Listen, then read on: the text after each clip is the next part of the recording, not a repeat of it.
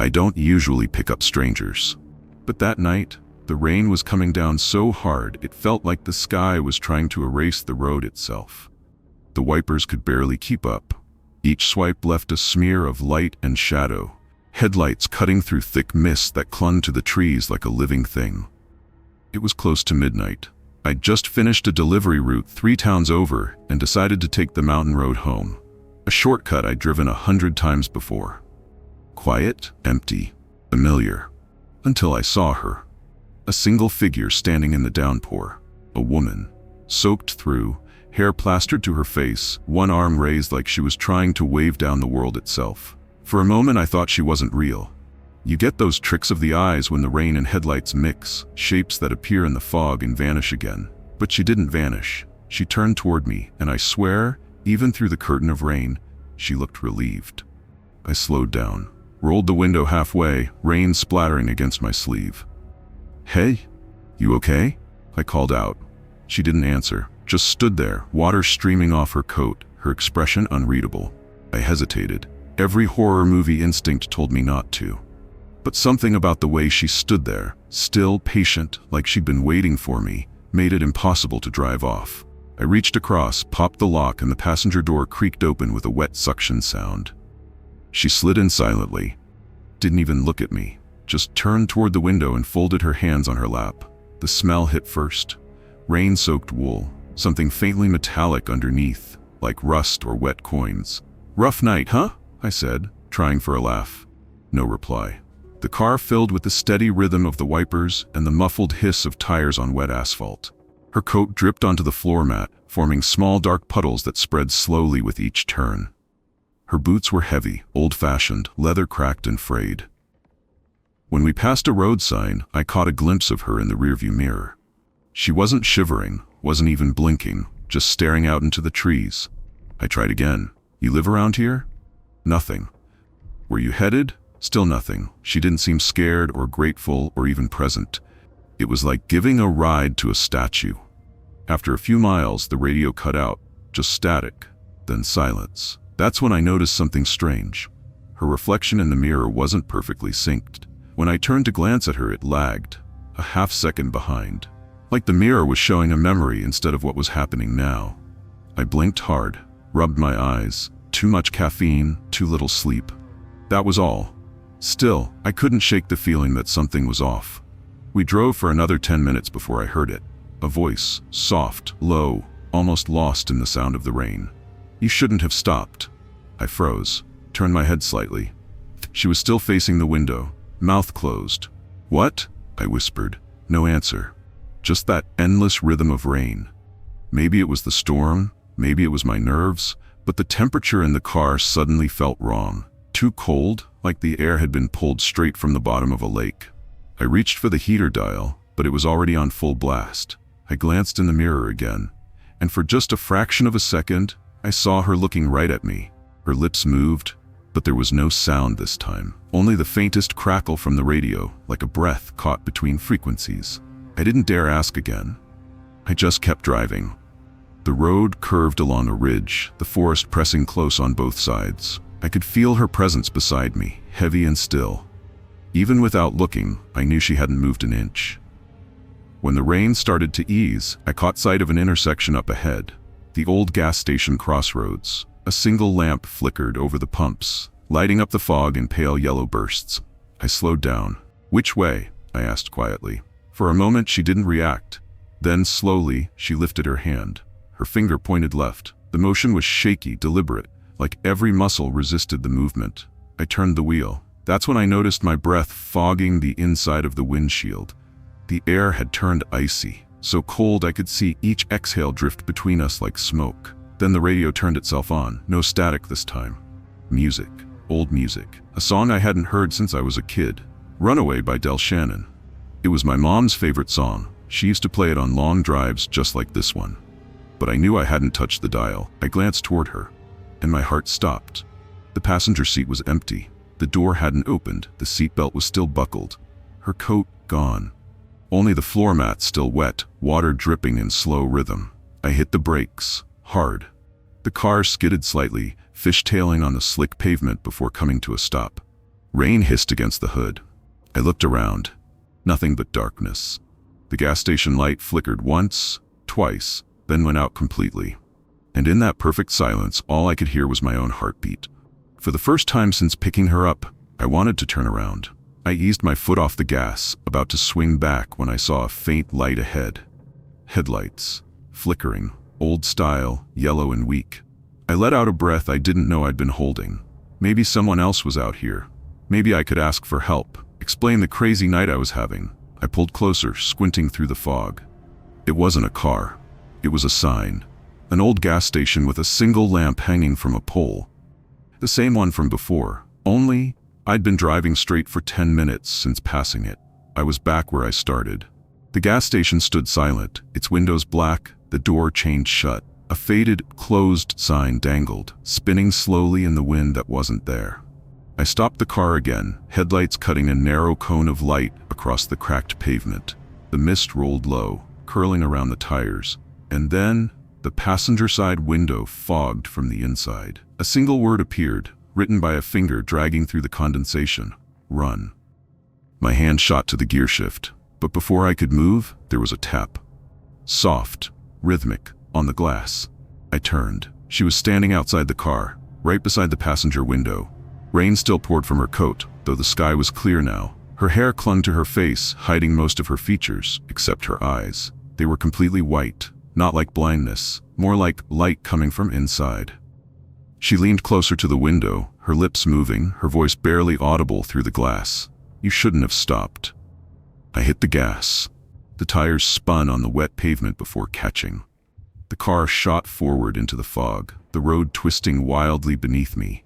Headlights flashed. I realized I was speeding toward a narrow bridge. I swerved just in time, the car skidding sideways, metal scraping against the guardrail before finding traction again. Heart pounding. I checked the mirrors. Nothing. No woman. The rain had stopped completely. No drizzle. No wind. Just the sound of the engine idling in the middle of nowhere. It was so quiet, I could hear the tick of the cooling metal beneath the hood. I leaned forward, peering through the windshield, trying to see past the fog creeping in from the woods. Hello? I called out softly. My voice sounded small, swallowed instantly by the wet silence. I waited. Nothing moved. Then I heard it, a faint creak from the back of the car, like the sound of leather shifting against leather. I turned sharply, flashlight from my phone trembling in my hand. Empty seats, no one there. But the back door handle was wet, freshly wet. I hadn't noticed it before. Beads of water sliding down, dripping onto the carpet below. Someone, or something, had touched it after I stopped. I swallowed hard and forced a laugh that didn't sound like me. Maybe the latch leaked, I muttered. The words fell flat. I put the car back in gear and started driving again, slower this time. The fog seemed thicker now, coiling like smoke across the pavement. I turned the defroster on full, but it didn't help. The fog was inside now. A thin mist sliding along the dashboard, crawling toward me. The radio flickered again. Static. Then, that same song. I'm a-walkin' in the rain. Only this time the track was warped, slow, dragging, as if someone was singing it underwater. I hit the power button. The music didn't stop. The sound twisted into a low hum, almost a voice. You shouldn't have stopped. I slammed the volume knob. The entire console flickering, lights dimming, engine sputtering once before catching again. My chest felt tight, like the air inside the car was heavier than it should be. Just a bad battery, I told myself. Just electrical interference. But I didn't believe it. The road curved sharply left, the exact turn she'd pointed toward before she vanished. The same direction. No road behind me, even, just fog swallowing everything whole.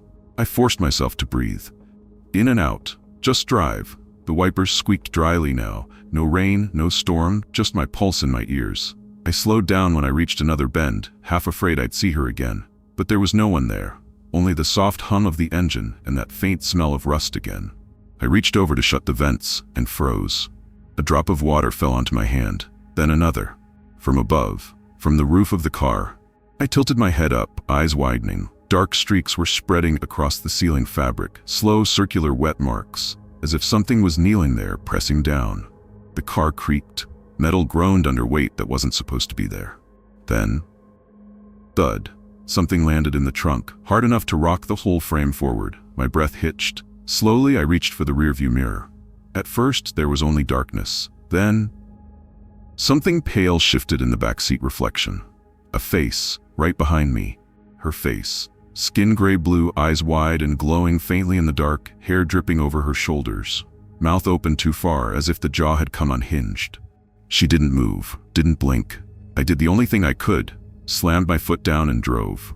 The engine screamed, the tires clawed at the slick asphalt, and the trees blurred past like walls closing in.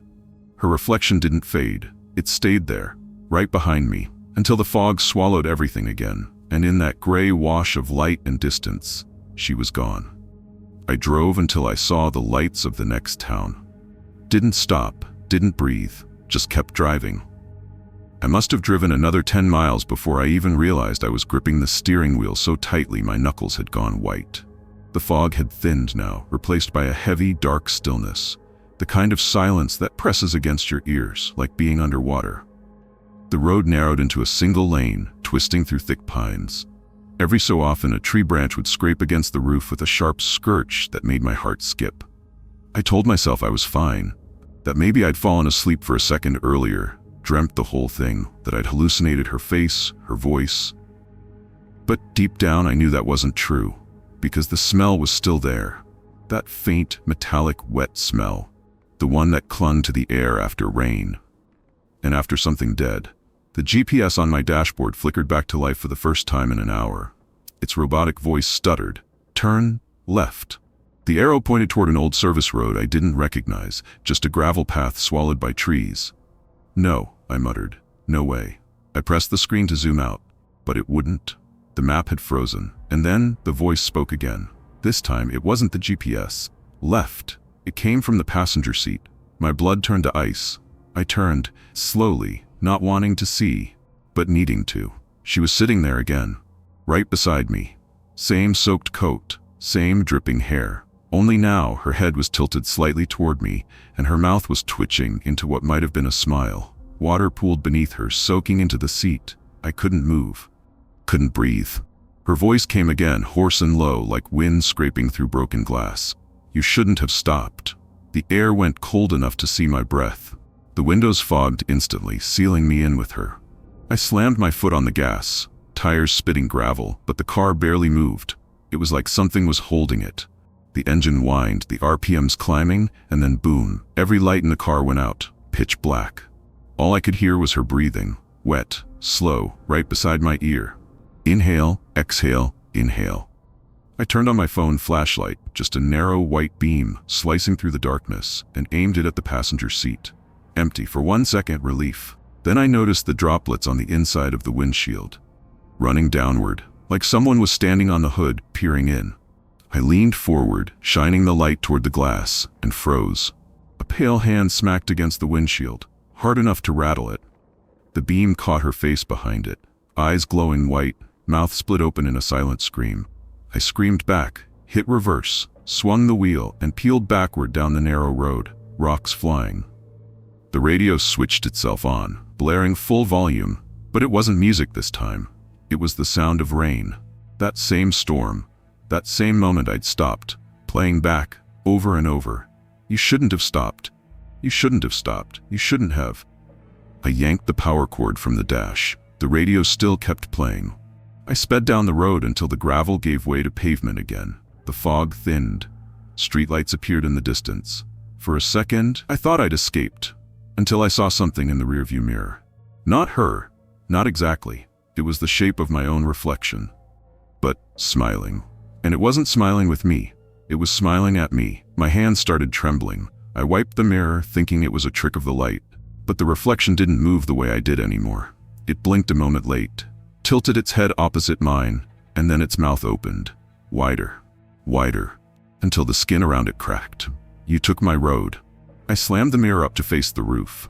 For the rest of that drive, I didn't look back once. Not in the mirrors, not in the windows. Nothing. I followed the road straight until the first sign of houses, lights, other people. Only when I reached a diner on the edge of town did I finally stop. I stumbled out of the car, hands shaking, legs barely steady. The air outside was still and dry, no rain, no fog. Inside, the waitress looked up from behind the counter. "You look like hell," she said. I tried to laugh. "Rough drive." She poured coffee, then frowned. "Where'd you come from? You're soaked." I looked down. My jacket was wet. Not just wet, dripping, like I'd been standing in the rain. But it hadn't rained here. She followed my eyes and froze. There was something else. A single, long gray hair stuck to my collar. I left the diner before finishing the coffee. When I got home, I parked the car under the streetlight, too scared to go inside right away. For a long time, I just sat there, staring at my reflection in the windshield, half expecting it to smile again. It didn't. But when I finally stepped out and shut the door, I heard one click from inside. The sound of the passenger seatbelt buckling. By the time the sun rose, I hadn't slept. The night still clung to everything. To my clothes, my skin, the air inside the house. I kept telling myself it was over, that I was just exhausted. But every time I closed my eyes, I saw her again. Standing in the rain, hand raised, mouth open like she was trying to scream through the storm. And that whisper, "You shouldn't have stopped," it kept replaying in my head, quieter each time, but never gone. At around 7 a.m., I finally worked up the nerve to go back outside. The sky was washed out gray. Birds were chirping faintly, but the air still smelled of wet earth and something else, like rust and mold. My car sat at the curb, glistening with dew. From a distance, it looked fine, normal. But when I got closer, I noticed the windows. Dried streaks ran down the inside, not outside, as if water had poured down from the roof inward, and there were marks on the glass. At first I thought they were smudges. Then I realized they were fingerprints. Small, thin, pale prints, trailing from the passenger seat window to the rear one, and stopping right where the trunk met the frame. I told myself I wouldn't open it. I really did. But something in me needed proof.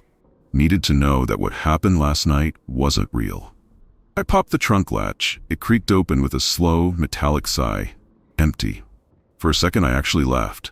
I laughed so hard I almost cried. And then I saw it.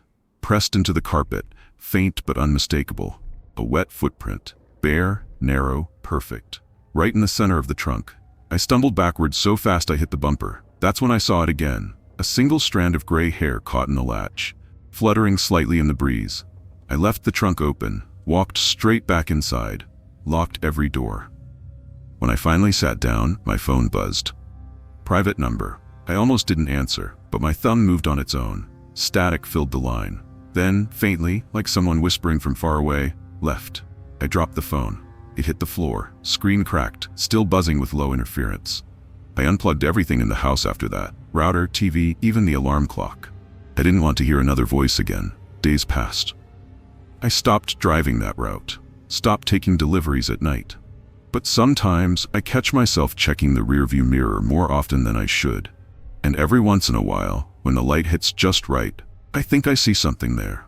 Not her face. Not fully. Just the outline of a figure. Sitting where no one should be. And even though I know it's impossible, I swear I can hear water dripping. 2 weeks later, I finally took the car in for a wash. The guy at the detailing shop called me over halfway through. Said he found something strange under the back seat. He held up a small, rusted pendant, heart-shaped, with initials engraved so faintly I could barely read them. EM, 1974. I didn't take it. Told him to throw it away. But when I got home, I found the same pendant sitting on my kitchen counter, dripping wet. That was the last night I drove alone. I sold the car a month later, didn't even tell the buyer the truth. Maybe I should have. But part of me wanted to believe I'd left her behind on that road, wherever she came from.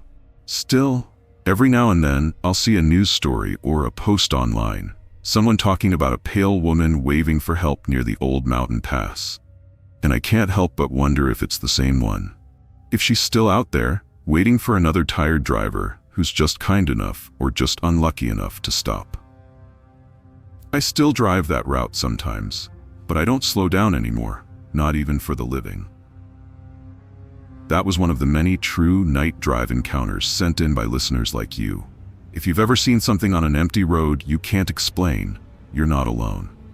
Stay safe out there, and don't look too closely at the faces in your rearview mirror. If these stories kept your headlights burning a little longer tonight, subscribe, because the road only gets darker from here.